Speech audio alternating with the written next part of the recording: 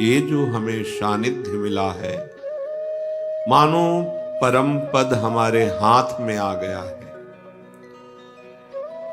हमारी दुख परंपरा का अंत होने का अवसर आ गया है। बस हम सावधान हो जाएं, कहीं हम ऐसी महामूल्यवान कृपा को साधारण भोगों में समय व्यतीत कर अपमानित न कर दें। बहुत बड़ी कृपा हुई है। श्रीपाद प्रबोधानंद जी महाराज, जो उनके हृदय में दिव्य चिदानंद वृंदावन प्रकाशित हुआ, प्यारे जू की जो चरणों की अद्भुत प्रेम वृत्ति है, उसमें डूबकर जो अनुभव किया, वो एक कह रहे हैं, सखे न जनरंजनम कुरु कदीन्द्रियाणां सदा विधेहि बहुगंजनम प्रणय भंजनम सर्वतः हठम न कुरु बंधने सुतकलत्र मित्रादिके वपुर्व्यये समीहया निवत्स वत्स वृंदावने। हे सखे, हे मित्र, मेरी बात मान लो। अब लोगों के रिझाने में अपना समय बर्बाद मत करो। यदि हम भजन करेंगे तो लोग क्या कहेंगे, तो हमें लोगों के अनुसार चलना है। तिलक लगाएंगे, कंठी बांधेंगे, सद आचरण करेंगे, तो लोग क्या कहेंगे। ये जो बहुत ही हानिकारक वृत्ति उपासक के हृदय में रहती है, इसका त्याग कर देना चाहिए। ये बहुत हानिकारक वृत्ति है। सतमार्ग के भागवतिक चिन्हों को धारण करना और भगवत भजन में रुचि प्रकट करना, साधु संग करना, सतशास्त्रों का स्वाध्याय करना और उनके अनुसार अपनी दिनचर्या करना, ये तो बहुत वंदनीय, प्रशंसनीय, वांछनीय बात है। इसके लिए हमें लज्जा थोड़ी करनी है। ये बहुत बड़ी हानि की वृत्ति है कि लोग हमें क्या कहेंगे, ये छोड़ देना चाहिए। हे मित्र, कितनी करुणा करके बात कर रहे, कितनी ऊंचाई पर विराजमान महापुरुष जो ज्ञान की चरम सीमा और प्रेम की चरम सीमा को प्राप्त हैं, वो कह रहे, हे मित्र, कितनी करुणा करके बोल रहे हैं, सखे न जनरंजनम कुरु, लोगों के रिझाने के लिए तुम कुछ मत करो। ये प्रसन्न हो जाए, ये प्रसन्न हो जाए, ऐसा नहीं। सतमार्ग का त्याग करके, यहां आंतरिक भाव ये है, आप बार बार वृंदावन जाएंगे, आप भजन करेंगे, आपके परिवार के जन विरोध करें, आप तिलक लगाए, कंठी बांधे, आपके परिवार के जन, लोक व्यवहार के जन आपका उपहास करें, आपको इस बात पर ध्यान नहीं देना चाहिए, क्योंकि ये असत क्रिया नहीं। देखो, संसार बड़ा माया के प्रवाह में बहता हुआ जा रहा है, इसलिए मंद बुद्धि होती जा रही। जो निंदनीय कार्य हैं, उनकी तो कोई निंदा नहीं करता। मदिरा पीना, परस्त्री गमन करना, या द्वित कीड़ा जुआ खेलना, या चोरी करना, हिंसा करना, छल कपट करना, ये निंदनीय बात है। पर कभी आप नहीं देखेंगे कि ऐसे कोई चार लोग उसको नीचा दिखा रहे हैं कि तुमने ऐसे नीच कर्म किए, नहीं करना चाहिए। पर जब आप कंठी तिलक धारण करके, हाथ में माला लेकर कुछ समय ठाकुर सेवा, पाठ, स्वाध्याय आदि, तो आपका विरोध होने लगेगा, फिर आपका उपहास करने लगे। इसका मतलब समझिए, आप सतमार्ग के पथिक हैं। आपके साथ ऐसा होने पर आपकी भक्ति की उन्नति होगी, और यदि आप विचलित हो गए तो फिर उपासक ही किस बात के, आपकी निष्ठा क्या रही, तो हे सखे न जनरंजनम कुरु, ये सब प्रसन्न हो जाए तो हम माला छोड़ दें, कंठी तिलक छोड़ दें।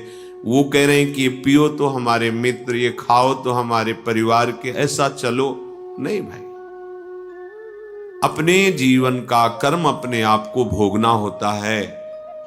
इसलिए आपकी रुचि, आप जैसा भगवान प्रेरित करें चलो, हमें जैसा भगवान संत जन गुरुजन शास्त्र प्रेरित करता है हम वैसे चलेंगे। किसी की निंदा नहीं करनी, पर कोई निंदा करे तो सहनी है, उसका विरोध नहीं करना है। हमें कोई भी ऐसे असत आचरण नहीं करने कि सामने वाला प्रसन्न हो जाए, असत आचरण। सखे न जनरंजनम कुरु। आगे कह रहे हैं कदिंद्रियाणाम सदा विदेही। ये जो दुष्ट इंद्रियां हैं इनका भी दुलार बंद करो। ये खवा दो, ये दिखा दो, ये सुंघा दो, ये भुगा दो, बार बार प्रेरित करती रहती हैं। अगर हम इनको नहीं देते तो हमें जलाती हैं। जैसे हम लोगों के अनुसार न चले तो निंदा करते हैं। तो ये कितना जलाएंगी? एक सीमा है, इतना व्यथित नहीं कर देंगी कि हमें मृत्यु प्रदान करें, और मृत्यु आनी ही है, फिर हमें क्या भय? इन इंद्रियों के दुलार में हम भगवत विरोधी आचरण करें, ये बिल्कुल ठीक नहीं है। इसलिए तुम सदैव ऐसा यत्न करो कि इंद्रियां जो असद आचरण में, गंदी बातों में लग रही हैं, उनको हटाओ, प्रयत्न करो। ये तुम्हारे अंदर सामर्थ्य है, प्रयास करो। तुम्हारी इंद्रियां शास्त्र विरुद्ध आचरण, गुरु आज्ञा संत आज्ञा के विरुद्ध आचरण ना करें। बहुगंजनम प्रणय भंजनम सर्वतः। ताड़ना दो इंद्रियों को,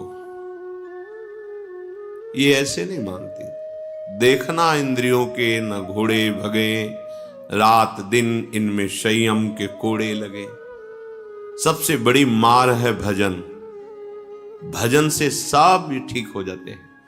इंद्रियां, मन, बुद्धि, चित्त, अहंकार, स्थूल देह, स्वभाव, कारण देह, सब पावन हो जाता है।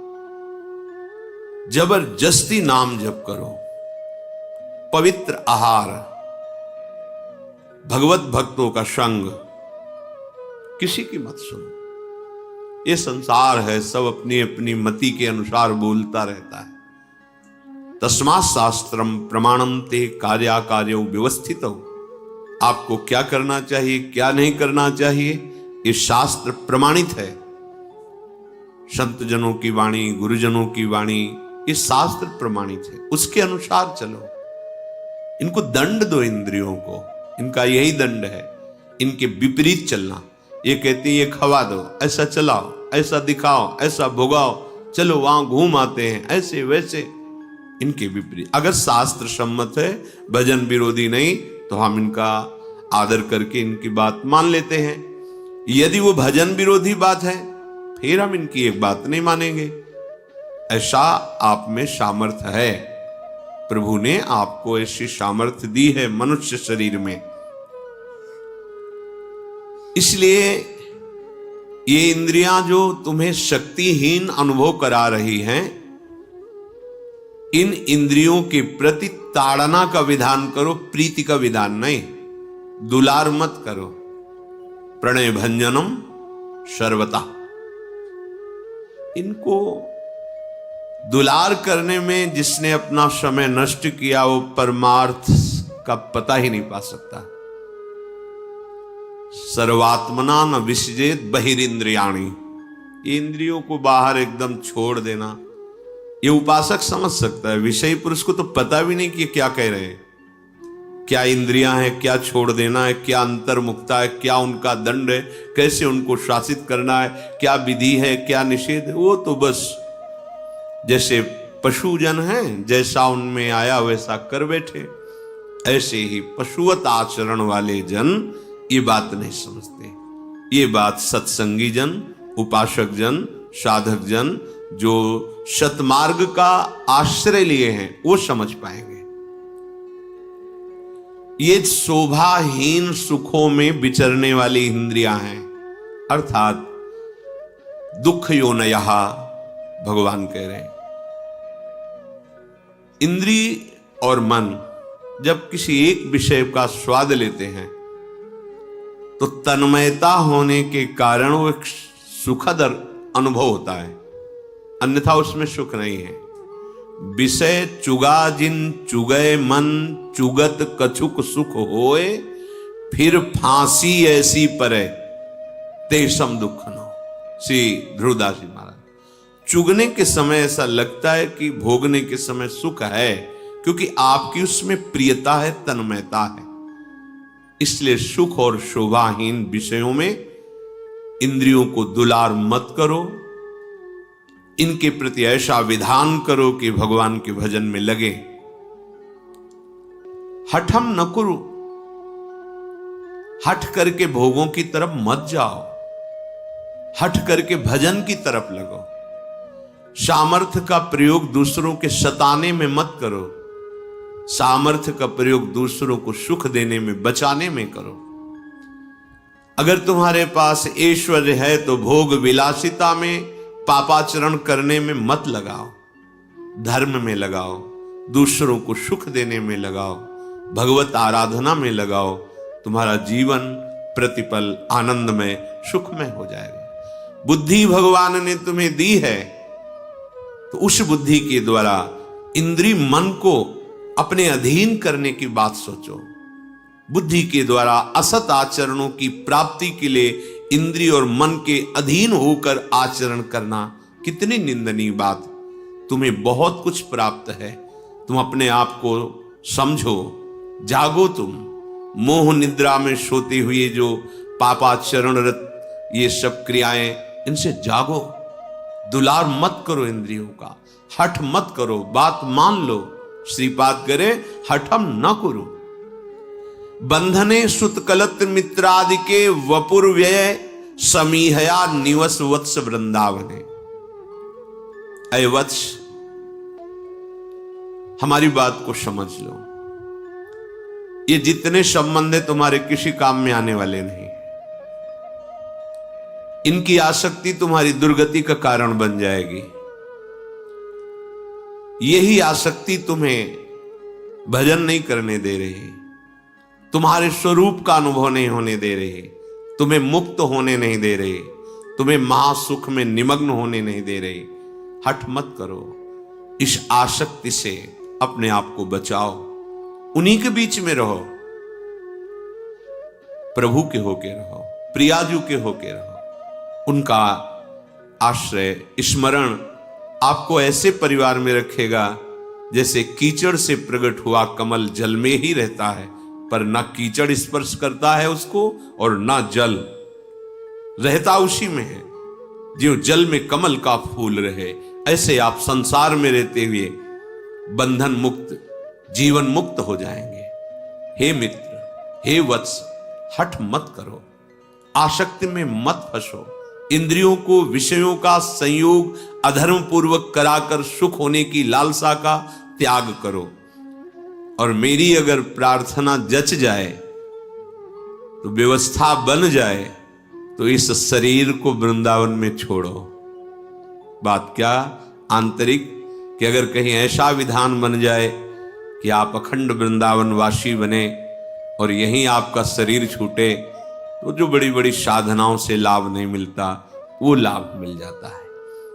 श्रीपाद कह रहे हैं, राधा माधवयोर यशांसि सततम गायस्तथा कर्णयन् तज्जीवेषु च वर्णयन् समरसैः सम्भूय सन्तकर्यन् कुंजम कुंजमनारतम बहुपरिस्कुर्वन् महाभावतो देहादौ कृतहेलनो दैत्ये वृंदाटवी मावश।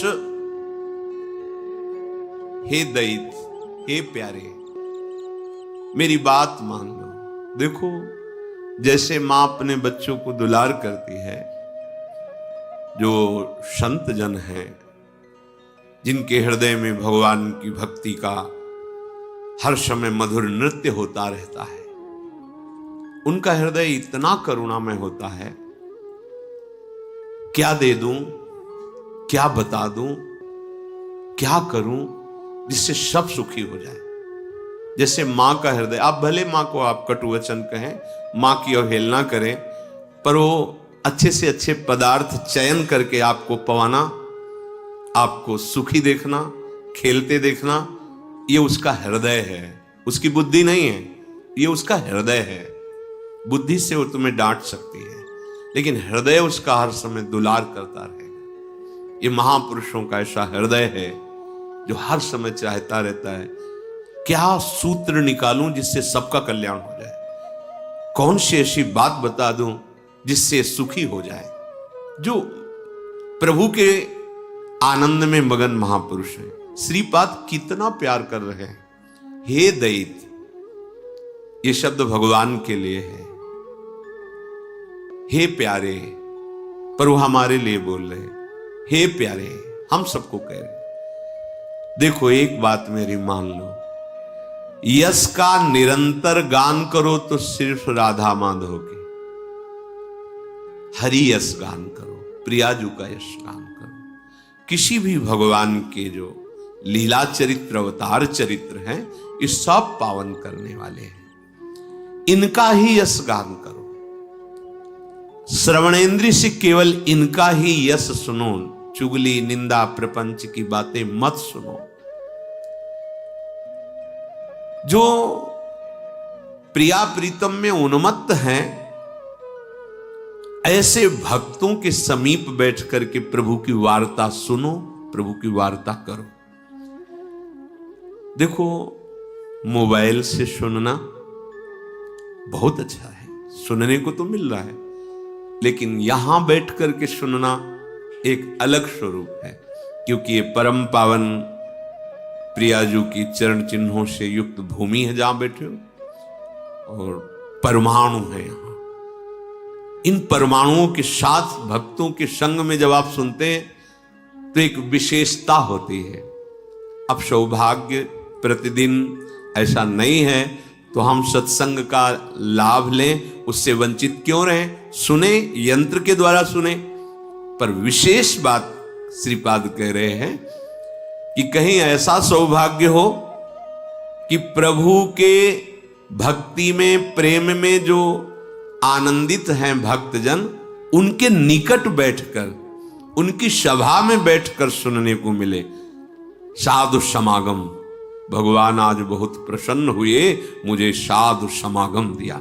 साधु समागम, बैठकर सुनना, इसका कुछ विशेष लाभ है। अगर ऐसा ना होता तो कैलाशपति भगवान शंकर हंस रूप धारण करके कागभूषुंडी जी की सभा में क्यों बैठते? शिव रूप में आते तो कागभूषुंडी जी साष्टांग प्रणाम करके ऊपर बैठालते। जगत गुरु महावैष्णवाचार्य भगवान शिव के आगे कौन बोल सकता है? लेकिन है कुछ स्वाद सुनने में, तो अपने को हंस रूप में आकर सभा के बीच में से बैठ जाते। परम ज्ञानी श्री हनुमान जी महाराज, जहां भगवान का चरित्र होता है, गुप्त रूप में कोई न कोई वेश रख कर आते सुनते। भगवत प्रेमी महात्मा सभा में, ये बहुत बड़े सौभाग्य का विषय है। जो प्रभु के आनंद में मगन रहते हैं, ऐसे भक्तों के निकट बैठ करके भगवत चर्चा करना और भगवत चर्चा सुनना। ऐ मेरे मित्र, समरस रसिकों का संग प्रेम प्रकट कर देता है। समरस इष्ट मिले और मन मिले, मिले भजन रस रीति।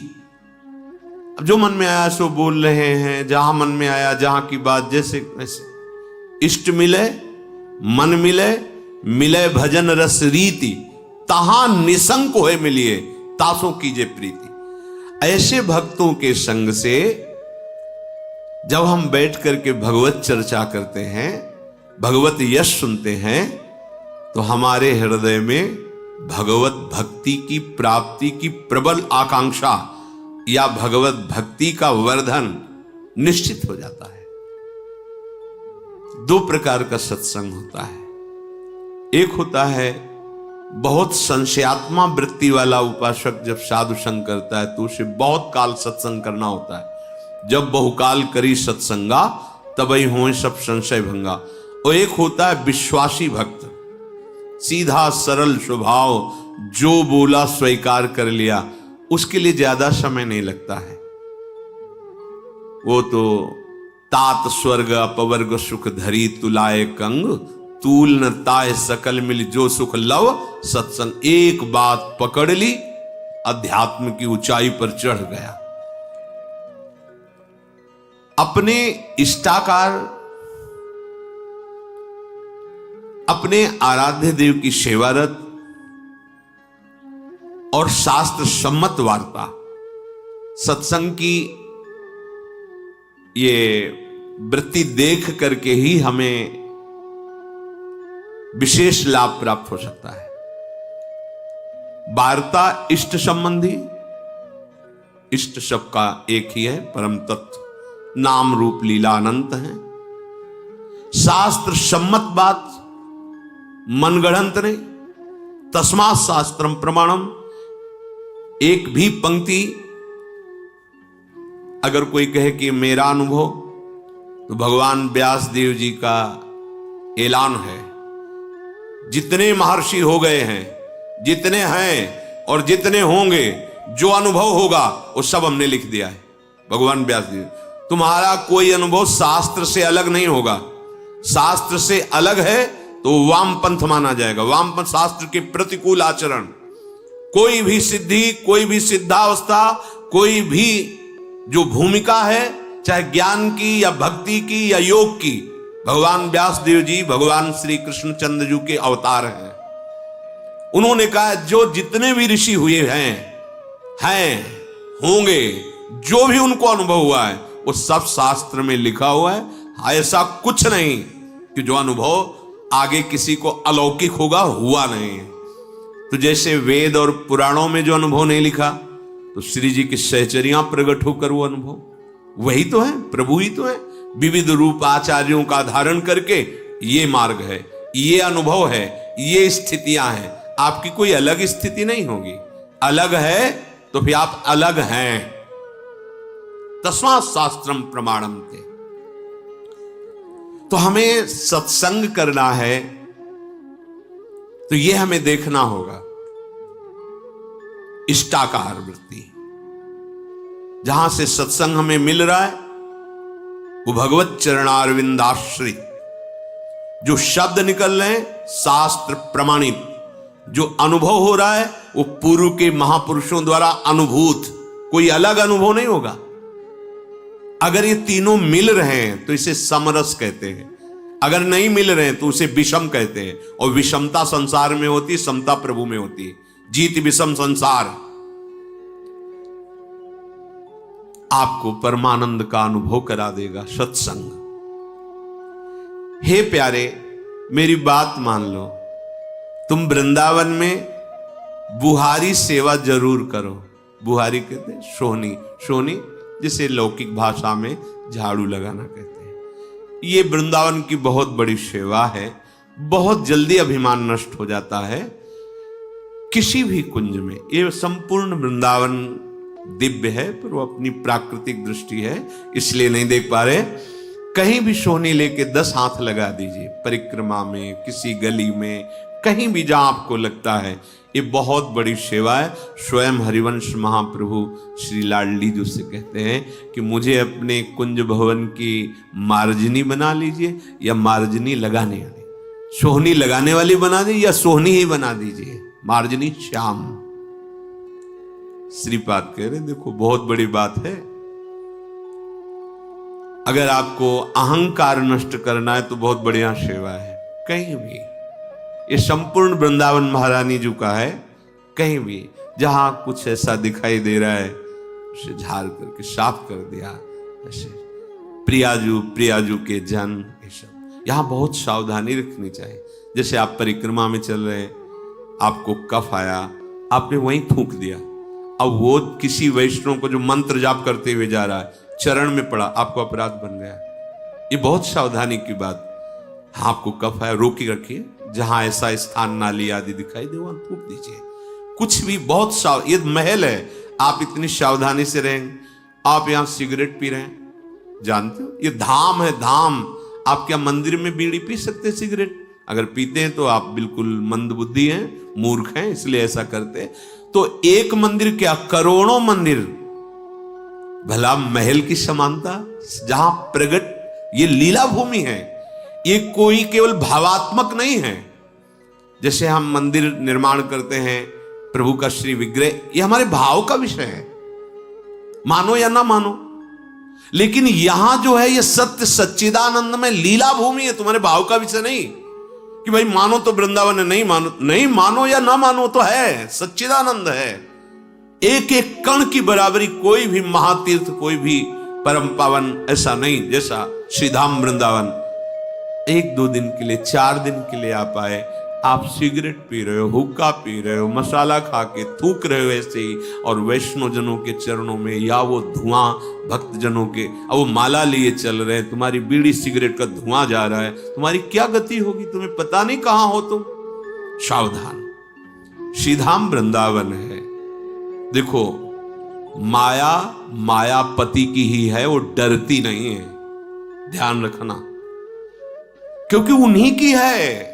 तुम सोचो कि तुमसे माया डर जाएगी, तो तुम उनके अंश हो तो वो किसकी है? दोनों बातें भगवान, ममैव अंशो, तो मम माया दुरत्यया, मम ममैव, दोनों है। तुम समझो कि तुमने तिलक लगा लिया, कंठी बांध ली, तो अब माया तुमसे डर जाएगी? नहीं, जिनके तुम हो उन्हीं की वो है। होश में चलोगे तो आगे बढ़ा देगी, और थोड़ा भी उनसे विमुख भाव रखोगे तो फिसला के गिरा देगी। वो डरने वाली नहीं, उन्हीं की है जिनके तुम हो। सावधान, ये धाम है। जैसे जैसे यश विस्तार आगमन, वैसे वैसे माया अपने प्रश्न रखती जा रही है। अब पता चला आप धाम आए हो, और परिणाम बहुत गलत होगा। आप यहां आके मदिरा पान करें, आप आकर के यहां संसारिकता का बहुत हानि का विषय है। ये परम पावन धाम है। 1 दिन के लिए आओ, 2 दिन के लिए आओ, आजीवन रहो, जैसा श्री जी आपका विधान करें, पर इस भाव से आओ कि मैं जा कर आ रहा हूं धाम। जैसे आप देखो, हम नहा धो के जा रहे हैं, अभी बात मत करो, छुओ मत, थोड़ा मंदिर जा रहे हैं, जल चढ़ा के आ रहे हैं। आप ऐसा करते हैं? जब गांव में आप जल चढ़ाने भी जाएंगे तो अभी थोड़ा 5 मिनट समय दो, अभी तो हम नहा के आए हैं, जा रहे हैं, जल चढ़ा के आते हैं, फिर आप ऐसा। आप धाम आ रहे हैं, धाम कैसे? तुम्हें इसकी महिमा, जबान की सामर्थ्य नहीं है, ऐसी महिमा है धाम की।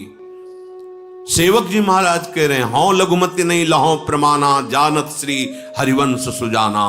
ये महाप्रभु कह रहे हैं, यथामति प्रणवं। पूरा महिमा जो वृंदावन को तो आ ही नहीं रही बुद्धि में कि कैसे कहूं, बस केवल प्रणाम करता हूं, उनकी कृपा से जो कुछ आ रहा है वो वर्णन कर रहा हूं। ये वो अपरिमित महिमा वाला धाम है जो प्रिया प्रीतम को, सुख सिंधुओं को सुख पहुंचा रहा है।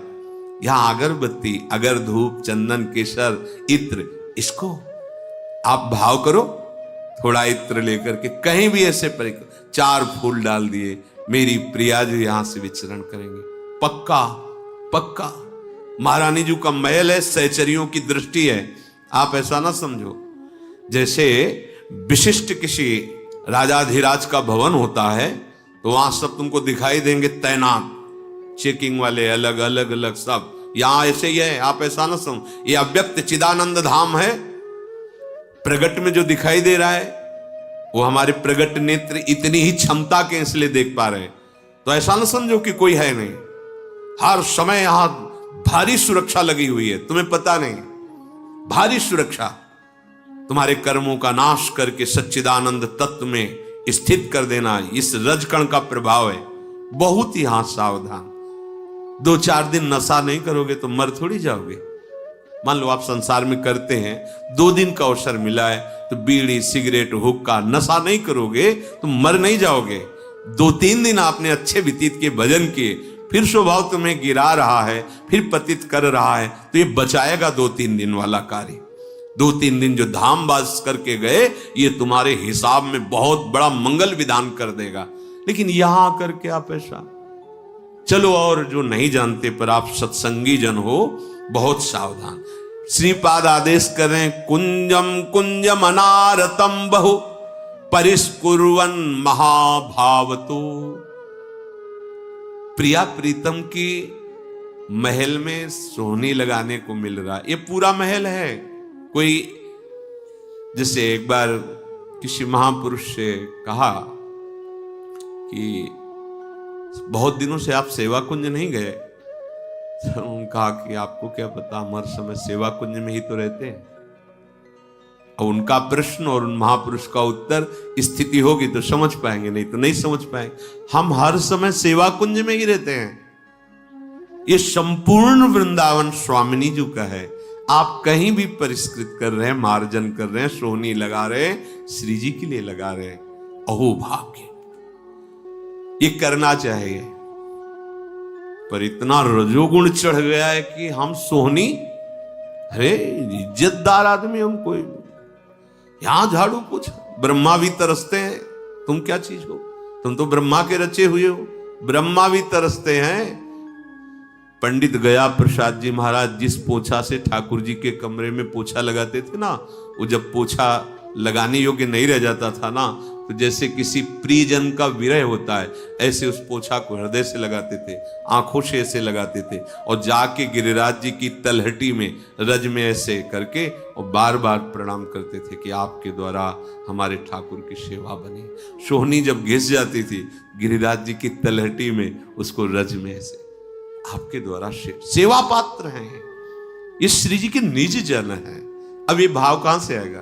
ये पढ़ने लिखने से नहीं आएगा, ये रसिक महापुरुषों के संग से आएगा। ये जो हमारा सोहनी सेवा है, ये जो हमारी पोछा सेवा है, या किसी की पादुका साफ रखी है, सब साफ, इससे हमारा अहंकार साफ होता है, जो किसी भी साधन से नहीं साफ होता। हम मौन हैं, वो और पुष्ट हो रहा है। 10 साल से मौन है, 10 साल से दूध के सिवा कुछ मुख में रखना, वो पुष्ट हो रहा है। और गुरुजन सीधे उसी पर तीर मारते हैं। क्यों? क्योंकि श्री जी को ये पसंद नहीं है, अहंकार पसंद नहीं है, श्री जी को पसंद नहीं। यही दरबार दीन को आदर रीति सदाचार। बस गुरुजनों की आज्ञा में क्यों म्यों विचार करने का जो स्वभाव है, वो हमें परिपक्व नहीं होने देता। श्रीपाद कह रहे हैं, यदि तुम ऐसा किए तो क्या होगा? महा अनुराग से युक्त हो जाओगे, महाप्रेम से। और हे भाई, देहादो कृत हेलनो दैत हे वृंदाटवी मावस, ऐसा तुम एक बार निश्चय कर लो अगर कहीं कि अब शरीर हम वृंदावन में ही छोड़ेंगे, सब बात बन गई। जीवन का परम लाभ हो जाता है जब यहां शरीर पात होता है किसी का। प्रियाजू की सहचरियां कृपा, ये सहचरियों का देश है। यहां ना यम या यमराज के पार्षद प्रवेश नहीं करते, यहां भगवान के पार्षद भी प्रवेश नहीं करते, यहां सहचरियों का शासन है। वृंदा देवी यहां की मुख्य प्रधान सेवा संपादन के लिए हैं। और प्यारी जो की प्रिय सहचरियां, जो यहां शरीर छोड़ता है, भारी अपराध बन गया है, तो एक जन्म यही उसका होगा, इसके बाद वो परम पद का अधिकारी, श्री जी के चरणों का अधिकारी हो जाएगा। इसलिए हे प्यारे, हर समय राधा माधव का जश गाओ, जश सुनो, और धाम जब आओ तो बड़ी सावधानी